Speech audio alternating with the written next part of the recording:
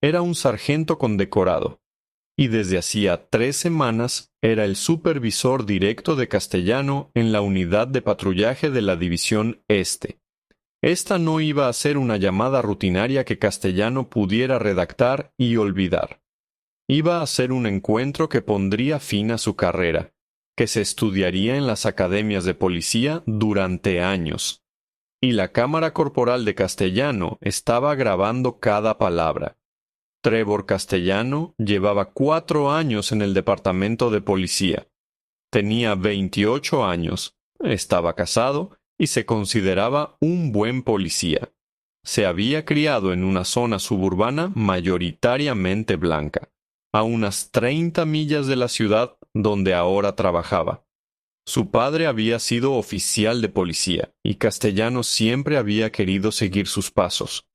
Había pasado por la academia de policía y se había graduado en la mitad de su clase y había sido asignado a la División Este. Su expediente mostraba 14 felicitaciones por buen trabajo policial. Había realizado varios arrestos sólidos, había ayudado en eventos comunitarios y sus supervisores siempre lo habían calificado de competente. Pero había algo más en el expediente de Castellano que no se había abordado. Durante sus 4 años había recibido 9 quejas de ciudadanos que alegaban perfilación racial o conducta inapropiada. Las 9 quejas habían provenido de residentes negros o latinos. Las 9 habían sido investigadas y marcadas como infundadas o no comprobadas. Las quejas habían sido investigadas por su anterior supervisor, el teniente Vernon Kowalski. Emmelbecky, conocido por proteger a sus oficiales y desestimar la mayoría de las quejas de civiles como intentos de la gente de librarse de un trabajo policial legítimo. Kowalski se había jubilado hacía 6 meses. El nuevo supervisor de la unidad de Castellano era alguien de otra división, alguien con quien Castellano nunca había trabajado antes. Ese supervisor era Darnell Whitmore. Darnell Whitmore tenía 38 años y llevaba 15 años en el departamento. Había empezado como oficial de patrulla, ascendido a detective, y luego pasó a supervisión. Tenía un historial ejemplar: 2 condecoraciones de la Medalla de Valor por acciones bajo fuego, docenas de investigaciones exitosas, una reputación de ser duro pero justo. También había pasado los últimos 5 años viviendo en el vecindario de Riverside, una de las mejores zonas de la ciudad. Su casa era una casa estilo artesano de 3 dormitorios bien cuidada, con un garaje separado y un pequeño jardín delantero. El vecindario era predominantemente blanco, de clase media alta y tranquilo. Whitmore se había mudado allí con su esposa y sus 2 hijas. Amaba el vecindario.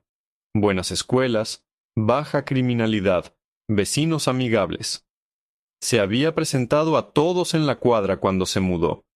La mayoría fueron acogedores. A pocos les pareció sorprendente que una familia negra se mudara a la zona, pero Whitmore ya había pasado por eso. Se centró en ser un buen vecino y no se preocupó por el resto. Ese sábado por la mañana de noviembre, Whitmore tenía el día libre. Decidió lavar su coche, un sedán azul oscuro que necesitaba una buena limpieza, después de una semana de lluvia. Metió el coche en la entrada, sacó su cubo y su esponja, y empezó a lavarlo. El tiempo era perfecto. La temperatura rondaba los 18 grados centígrados, soleado, con una brisa ligera. Whitmore llevaba vaqueros, una camiseta gris y zapatillas viejas. Llevaba los auriculares puestos, escuchando música mientras trabajaba. Estaba completamente relajado, disfrutando de su día libre, pensando en llevar a sus hijas al parque más tarde. Nunca oyó llegar el coche patrulla detrás de él. Castellano había estado patrullando por el vecindario de Riverside cuando recibió una llamada por la radio. La central dijo que habían recibido un informe de una persona sospechosa en la cuadra 2400 de Maple Street. El llamante, que permaneció anónimo, Dijo que había un hombre negro actuando de forma sospechosa cerca de los vehículos. Castellano respondió que lo investigaría. Ellos condujo hasta Maple Street y empezó a buscar a alguien que encajara con la descripción. Fue entonces cuando vio a Whitmore en la entrada lavando un coche. Castellano hizo varias suposiciones en rápida sucesión. Primero, supuso que Whitmore no vivía allí. El vecindario era demasiado bonito, demasiado caro. Segundo, supuso que Whitmore podría estar examinando coches para robarlos. Tercero, supuso que ésta debía ser la persona sospechosa que el llamante había informado. Castellano nunca consideró que Whitmore pudiera vivir realmente en la casa. Nunca consideró que lavar un coche en tu propia entrada un sábado por la mañana es lo opuesto a ser sospechoso. Nunca consideró llamar a la central para obtener más detalles sobre la queja. Simplemente salió de su coche patrulla y se acercó con la mano apoyada en su arma de servicio. Antes de continuar, ¿desde dónde nos ven? Dejen su país o estado en los comentarios. Y si aprecian historias que exponen la realidad de la perfilación racial incluso dentro de las fuerzas del orden, por favor, pulsen el botón de suscribirse ahora mismo. Lo que suceda a continuación les dejará en shock. Whitmore no notó que Castellano se acercaba, hasta que el oficial estuvo a unos 3 metros de distancia. Se quitó un auricular y se dio la vuelta. Fue entonces cuando vio a un oficial uniformado caminando hacia él, con una expresión seria y una mano en su arma de servicio. El primer pensamiento de Whitmore fue que algo había sucedido en el vecindario. Quizás un robo, quizás un accidente. Apagó la manguera y caminó hacia Castellano, esperando una interacción profesional entre dos oficiales de policía. Ahí, aunque Castellano aún no supiera quién era. Pero las primeras palabras de Castellano no fueron profesionales. Fueron una acusación envuelta en una exigencia. Dijo que habían recibido una llamada sobre alguien que no parecía pertenecer a este lugar, y que necesitaba ver su identificación. Whitmore sintió que la declaración le golpeó como un puñetazo. Alguien que no parecía pertenecer. No alguien que hacía algo sospechoso. No alguien que encajara con la descripción de actividad criminal. Simplemente no pertenecía a este vecindario. Whitmore mantuvo la voz calmada y declaró lo obvio. Él vivía aquí. Estaba lavando su coche en su propia entrada. Era una simple declaración de hechos que debería haber terminado el encuentro inmediatamente. Pero Castellano no se disculpó. No retrocedió. No reconsideró. Eddie simplemente le dijo a Whitmore que cooperara y que terminarían pronto, como si Whitmore fuera el que estaba poniendo las cosas difíciles, como si simplemente existir como hombre negro en un vecindario blanco requiriera cooperación con las exigencias de la policía. Whitmore hizo la pregunta que flotó en el aire. ¿De verdad van a hacer esto? No era solo una pregunta sobre la exigencia de identificación. Era una pregunta sobre si Castellano iba realmente a participar en una clara perfilación racial. Si realmente iba a detener a alguien sin ninguna otra razón que su raza. La respuesta de Castellano confirmó todo. Le dijo a Whitmore que no hiciera las cosas más difíciles de lo necesario. La implicación era clara. Sométete. No cuestiones. No defiendas tus derechos. Simplemente cumple con lo que un oficial de policía exige, y si tenga o no una base legal. Fue entonces cuando Whitmore tomó su decisión. Se identificó, declaró su nombre, su rango, añadió que estaba seguro de que Castellano reconocería el nombre. Aunque por la expresión en la cara de Castellano, claramente no lo hizo. Luego Whitmore pidió el número de placa de Castellano y le informó que estaba en grandes problemas. Se podía ver en las imágenes de la cámara corporal. La cara de Castellano pasó de una autoridad confiada a una absoluta conmoción. Su boca se abrió, pero no salieron palabras. Su mano se desprendió de donde había estado apoyada cerca de su arma. Dio un paso involuntario hacia atrás. Whitmore dejó que el silencio se prolongara por un momento. Luego habló, con voz calmada, pero con un filo de acero. Le pidió a Castellano su número de placa. Castellano, todavía en shock, tartamudeó 2847. Whitmore luego le pidió a Castellano que explicara en detalle qué sospecha razonable tenía para detener a alguien que lavaba un coche en su propia entrada. ¿Qué aspecto de la llamada justificó exactamente esta parada? Castellano intentó recuperarse. Dijo que recibió una llamada sobre alguien que parecía sospechoso. Whitmore preguntó qué decía la llamada específicamente. Castellano repitió que alguien no parecía pertenecer. Whitmore presionó más. ¿Qué lo hacía sospechoso? ¿Qué actividad criminal se informó? Castellano no tenía ninguna respuesta que no implicara perfilación racial. No le habían informado de ningún delito. No había observado ningún comportamiento sospechoso. Simplemente le habían dicho que alguien no encajaba y había visto a un hombre negro lavando un coche. Y Whitmore preguntó si Castellano había verificado la dirección de la queja. Castellano no lo había hecho. Whitmore preguntó si Castellano había llamado a la central para obtener información adicional. Castellano no lo había hecho. Whitmore preguntó si Castellano había observado algún comportamiento criminal real antes de acercarse. Castellano no lo había hecho. Whitmore luego hizo la pregunta que se convertiría en central para la investigación que siguió. Preguntó a Castellano si la única razón de la parada era el hecho de que Whitmore era un hombre negro en un vecindario predominantemente blanco. Eso era lo que realmente significaba no parecía pertenecer. Castellano intentó negarlo. Dijo que no se trataba de raza. Se trataba de responder a una llamada. Alguien informó de una persona sospechosa. Whitmore presionó. ¿Qué era sospechoso? El llamante dijo, alguien no parecía pertenecer. Castellano no pudo explicar cómo eso se traducía en una sospecha razonable sin admitir que era puramente una cuestión de raza. Castellano intentó cambiar de tema. Dijo que Whitmore debería simplemente cooperar, y esto terminaría. La respuesta de Whitmore fue gélida.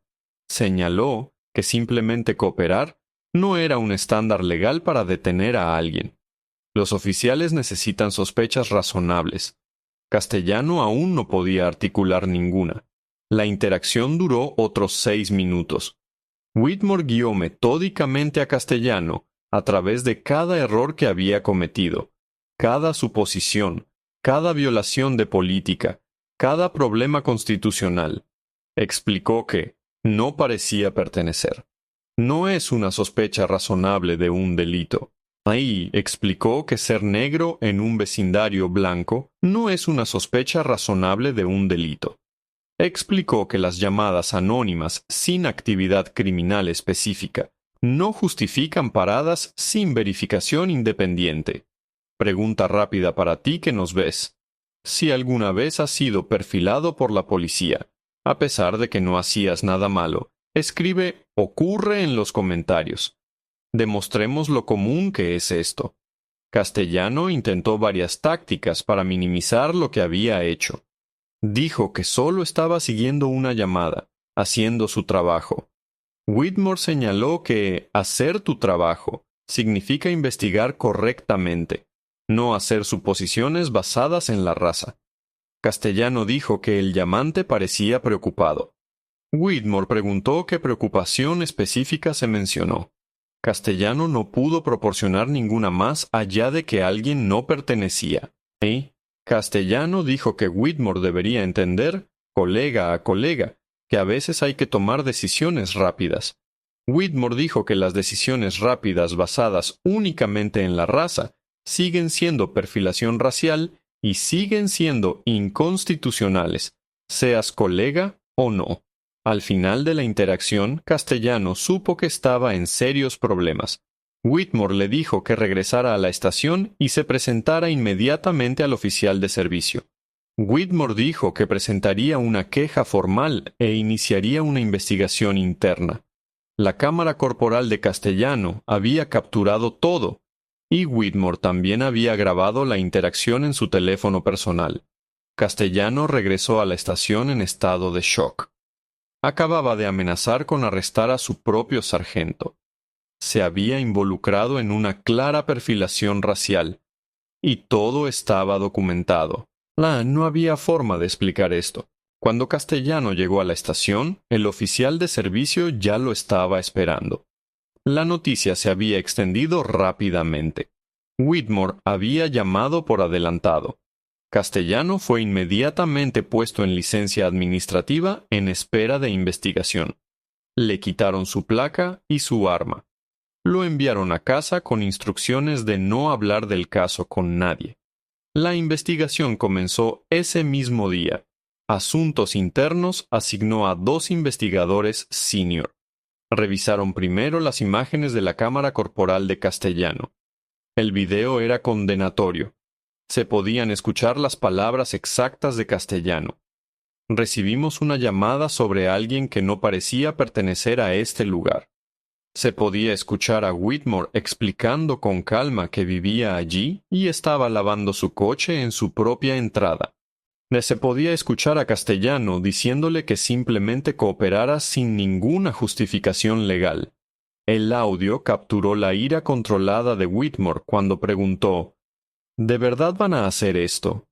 Y capturó el momento en que todo cambió cuando Whitmore se identificó como el sargento Darnell Whitmore y le dijo a Castellano que estaba en grandes problemas. Sacaron el expediente personal de Castellano y encontraron las 9 quejas anteriores. Ahora tenían contexto. Esto no era un incidente aislado. Era un patrón que había sido ignorado. Entrevistaron a Whitmore en detalle. Whitmore proporcionó una declaración exhaustiva. Explicó que había experimentado la perfilación antes como civil, pero experimentarla de uno de sus propios oficiales mientras estaba fuera de servicio era particularmente perturbador. Dijo que planteaba serias dudas sobre el juicio de Castellano y si había estado involucrado en perfilación racial a lo largo de su carrera. Los investigadores entrevistaron a Castellano 3 días después del incidente. Castellano intentó defender sus acciones. Dijo que estaba respondiendo a una llamada legítima. Cuando los investigadores señalaron que la llamada no daba una ubicación específica, ni una descripción más allá de hombre negro, Castellano dijo que tuvo que tomar una decisión.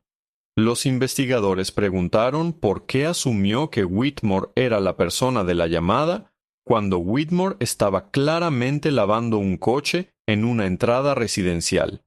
Castellano dijo que el llamante informó de alguien que no parecía pertenecer. Cuando se le presionó sobre qué significaba eso en realidad, Castellano no pudo articular nada que no se redujera a la raza. Le preguntaron a Castellano qué quería decir cuando le dijo a Whitmore que simplemente cooperara. Castellano dijo que estaba tratando de desescalar. Los investigadores señalaron que exigir identificación sin justificación legal no es desescalar, es escalar. Es una violación de derechos. Le preguntaron a Castellano si hubiera sabido que Whitmore era sargento cuando se acercó. Castellano dijo que no. Le preguntaron si eso habría cambiado su enfoque. Castellano dijo que probablemente. Esa respuesta fue reveladora. Significaba que Castellano habría tratado a un propietario blanco de manera diferente a como trató a Whitmore. Significaba que su enfoque se basaba en suposiciones sobre quién pertenecía al vecindario, no en un comportamiento sospechoso real.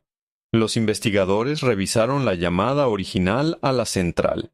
El llamante anónimo simplemente había dicho que había un hombre negro en Maple Street que no parecía pertenecer y estaba actuando de forma sospechosa cerca de los coches. El llamante no dio una dirección específica. No describió ningún comportamiento criminal. No proporcionó ningún detalle más allá de la raza. Una ubicación vaga y la frase cargada no parecía pertenecer. Era, en otras palabras, un ejemplo perfecto del tipo de llamada con motivación racial que los oficiales están entrenados para investigar cuidadosamente en lugar de actuar de inmediato. Las llamadas anónimas que utilizan frases como "no pertenece", combinadas con descripciones raciales y sin actividad criminal específica, a menudo provienen de personas con prejuicios que ven a cualquier persona de color en su vecindario como intrínsecamente sospechosa. Castellano debería haber pedido más información. Debería haber observado antes de acercarse. Debería haber buscado un comportamiento criminal real. En cambio, vio a un hombre negro y asumió que él era el problema. Los investigadores también encontraron algo más preocupante. Consultaron los registros de la central de toda la carrera de 4 años de Castellano y encontraron un patrón. Castellano había respondido a llamadas sobre personas sospechosas a una tasa un 40% mayor que otros oficiales en su distrito, y el 87% de esas llamadas involucraban a personas de color. O bien Castellano estaba asignado a un área con legítimamente más actividad sospechosa por parte de personas de color, o bien Castellano estaba buscando activamente llamadas que le permitieran detener a personas de color. Los datos sugerían lo último. ¿Creen que el departamento debería haber detectado este patrón antes? Háganme saber lo que piensan en los comentarios. La investigación tardó 7 semanas. Durante ese tiempo, los investigadores realizaron 23 entrevistas. Revisaron 14 horas de metraje de cámaras corporales, de paradas anteriores, de Castellano, y analizaron 4 años de registros de la central e informes de incidentes. Los hallazgos fueron inequívocos. Castellano había violado la política del departamento sobre perfilación racial. Había realizado una parada de investigación sin sospecha razonable. Había fallado en investigar adecuadamente antes de acercarse a un ciudadano. Había hecho suposiciones basadas en la raza en lugar del comportamiento. Pero la investigación descubrió algo mucho más grande que un solo incidente. Aquí, los investigadores rastrearon a las 9 personas que habían presentado quejas anteriores contra Castellano. 8 de ellos accedieron a ser entrevistados. Sus historias eran notablemente consistentes. Un abogado negro de 45 años llamado Jerome Buckley describió haber sido detenido por Castellano mientras corría por un parque cerca de su casa. Castellano le había exigido identificación y le había preguntado qué hacía Buckley en la zona. Buckley explicó que vivía cerca y corría allí 3 veces por semana. Castellano lo hizo esperar mientras comprobaba la identificación de Buckley en busca de órdenes de arresto. No había ninguna. Castellano lo dejó ir sin explicación ni disculpa. Y una empresaria latina de 32 años llamada Elena Fuentes relató haber sido detenida por Castellano mientras cargaba equipo en su furgoneta fuera de su propia tienda. Castellano la había acusado de robo y le había exigido ver los recibos del equipo. Fuentes era dueña de la tienda y el equipo era suyo. Le mostró a Castellano su licencia comercial. Castellano afirmó que solo estaba siendo minucioso. Fuentes presentó una queja. Fue marcada como infundada. Un estudiante universitario negro de 19 años llamado Tyrell Washington describió haber sido detenido por Castellano mientras regresaba a casa de clase a las 8 de la noche. Castellano le preguntó a dónde iba, de dónde venía y por qué estaba en ese vecindario. Washington explicó que era estudiante y vivía a 3 cuadras de distancia. Castellano lo obligó a vaciar su mochila en la acera. Washington presentó una queja. Fue investigada por el teniente Kowalski y desestimada como una parada de investigación legal. El patrón era innegable. Castellano detenía consistentemente a personas de color en situaciones que no justificaban paradas. Exigía consistentemente identificación sin justificación legal. Asumía consistentemente que las personas de color estaban fuera de lugar en ciertos vecindarios. Más importante aún, la investigación concluyó que las 9 quejas anteriores de Castellano deberían haberse tomado más en serio. Una revisión de patrones mostró que las 9 quejas describían un comportamiento similar. Castellano asumiendo que las personas de color no pertenecían a ciertos vecindarios. Castellano exigiendo identificación sin justificación legal. Castellano siendo agresivo en situaciones que no requerían agresión. La investigación también reveló que el teniente Kowalski había sido deliberadamente vago en sus investigaciones de las quejas de Castellano. Los informes de Kowalski utilizan frases como «el oficial estaba llevando a cabo un trabajo policial legítimo» y el demandante malinterpretó los procedimientos estándar, sin examinar realmente si las paradas cumplían los estándares constitucionales. En 3 casos, Kowalski ni siquiera había entrevistado a Castellano antes de cerrar la queja como infundada. Simplemente había revisado el informe de incidente de Castellano y lo había aceptado sin cuestionar. En otros 2 casos, Kowalski había entrevistado a Castellano, pero no le había hecho preguntas difíciles sobre por qué se había realizado la parada, o si el sesgo racial podría haber sido un factor. El supervisor anterior no había logrado identificar el patrón, o peor aún, lo había identificado y había optado por ignorarlo. Los investigadores señalaron en su informe que la falta de supervisión adecuada de Castellano por parte de Kowalski había permitido que un oficial problemático continuara violando los derechos de los ciudadanos durante años. La recomendación fue el despido. El sindicato de Castellano luchó contra ello, argumentando que había respondido a una llamada legítima y que sus acciones, aunque quizás demasiado agresivas, no llegaban al nivel de despido. La respuesta del departamento fue simple. Castellano había perfilado a un sargento basándose en la raza. Si le hacía eso a un oficial superior, ¿qué les hacía a los ciudadanos comunes que no tenían el conocimiento o los recursos para defenderse? El argumento del sindicato fracasó. Castellano fue despedido 9 semanas después del incidente. Su apelación fue denegada. Su carrera en la aplicación de la ley terminó a la edad de 28 años. Pero las consecuencias fueron más allá de Castellano. El departamento lanzó una revisión exhaustiva de cómo se manejaban las quejas de los ciudadanos. Descubrieron que bajo el supervisor anterior, el teniente Kowalski, las investigaciones de quejas habían sido superficiales en el mejor de los casos. La revisión examinó 127 quejas que Kowalski había investigado durante sus últimos 5 años como supervisor. De esas, 94 alegaban alguna forma de discriminación o fuerza excesiva. Kowalski solo había encontrado mérito en 3. El resto fueron desestimadas como infundadas, no corroboradas o retiradas por el denunciante.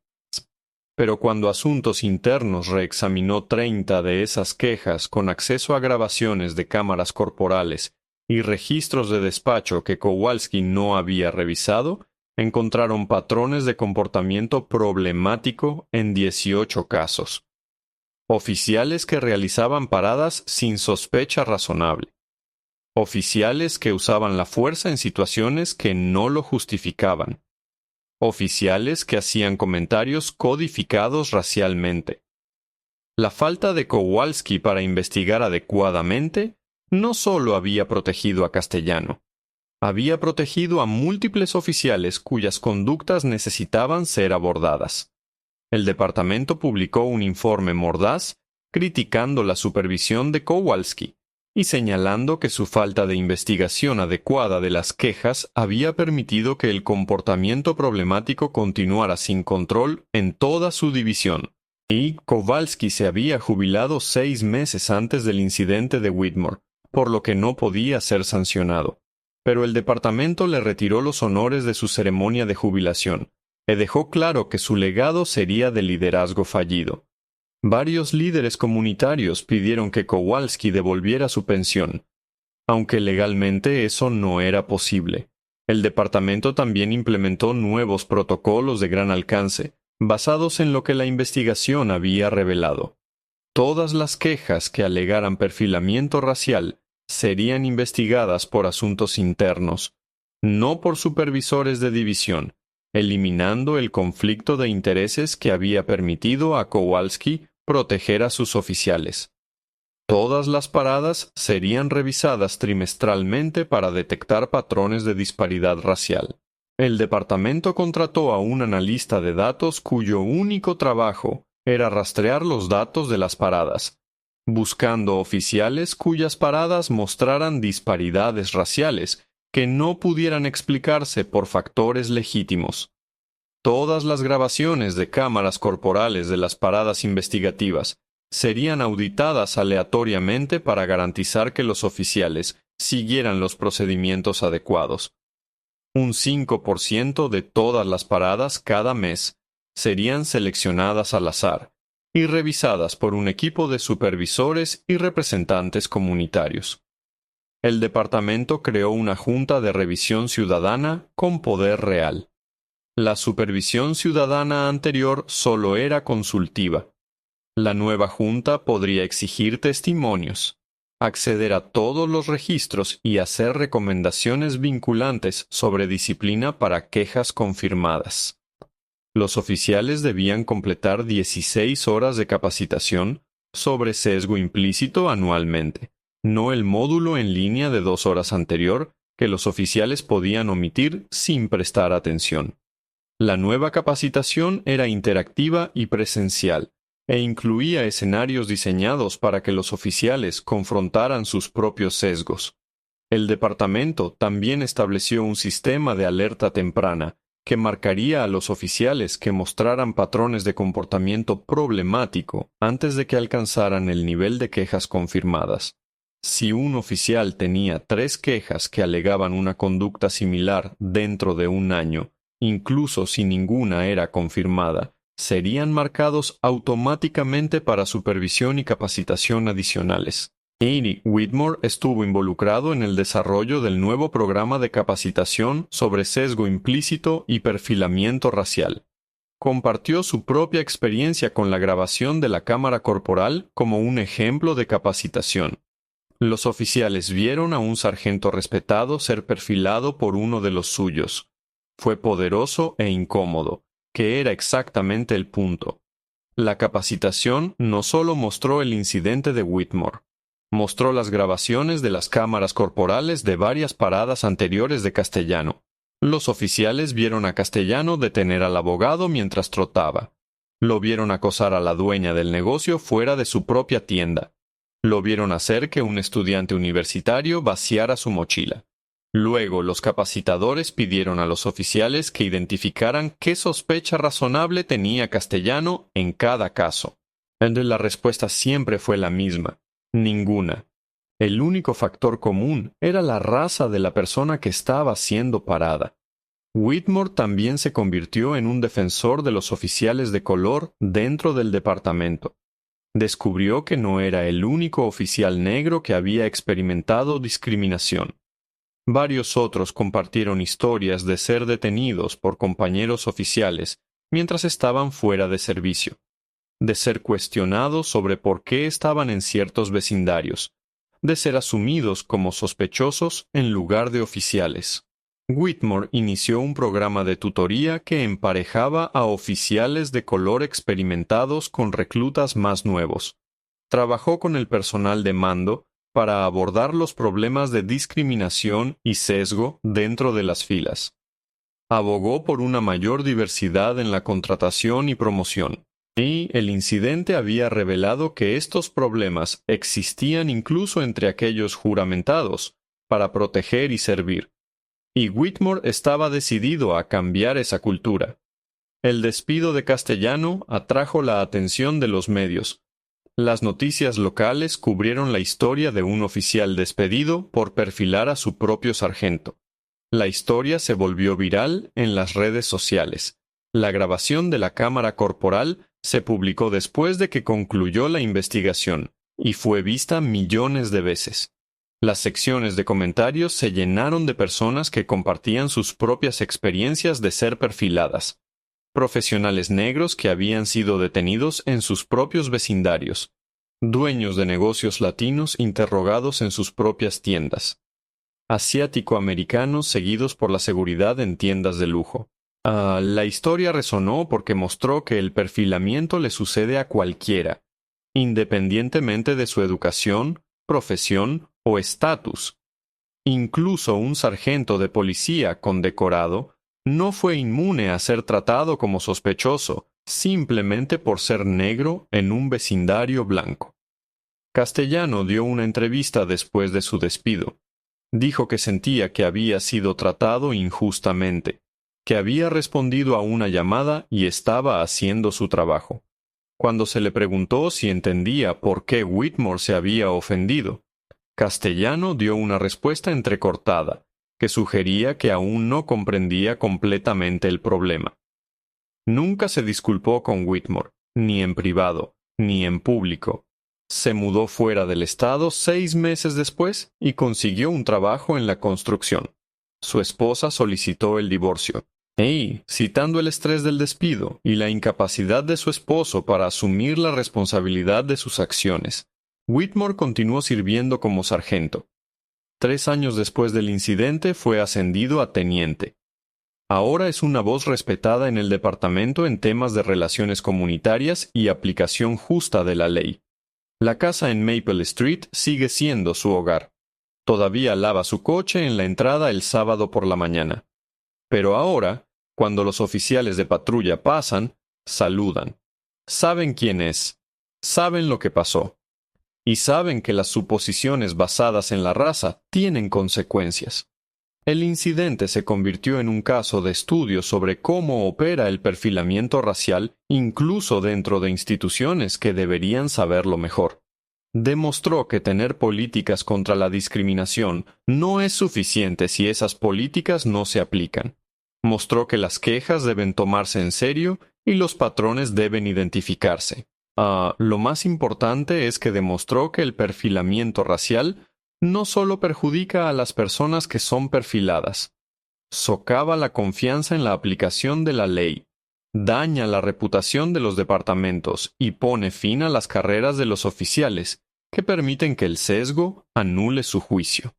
Marcus Whitmore, lavando su coche esa mañana de sábado, estaba haciendo exactamente lo que millones de personas hacen cada fin de semana. Lo único que lo hacía sospechoso era el color de su piel. Y el oficial, que no podía ver más allá de eso, lo perdió todo. La lección es simple pero profunda. Cuando asumes que alguien no pertenece basándote en su raza, cuando te acercas a él con sospecha basándote en nada más que su apariencia, cuando dejas que el sesgo dicte tus acciones en lugar de los hechos, no estás haciendo un buen trabajo policial. Estás incurriendo en discriminación. Y eventualmente, ya sea que la persona a la que estás perfilando sea un sargento, un abogado, un maestro, o simplemente un ciudadano común que intenta vivir su vida, la verdad sale a la luz. El patrón se vuelve innegable. Las consecuencias se vuelven reales. Castellano pensó que estaba investigando a una persona sospechosa. Lo que en realidad estaba haciendo era revelar sus propios prejuicios. Pensó que su placa le daba la autoridad para exigir identificación a cualquiera que le pareciera fuera de lugar.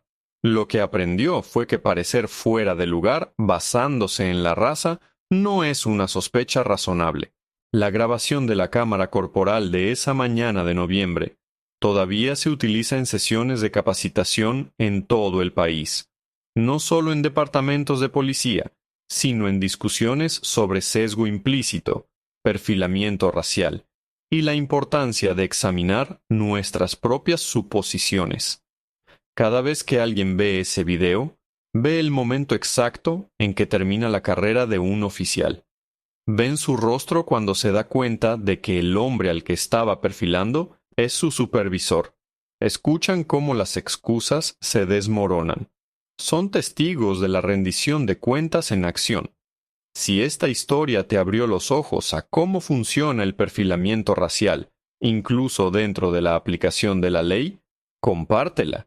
Y no olvides suscribirte para más historias que exponen la injusticia y exigen rendición de cuentas. Deja un comentario y dime qué aprendiste de esto. Tu participación ayuda a que estas historias lleguen a más personas que necesitan verlas. Gracias por verlo hasta el final.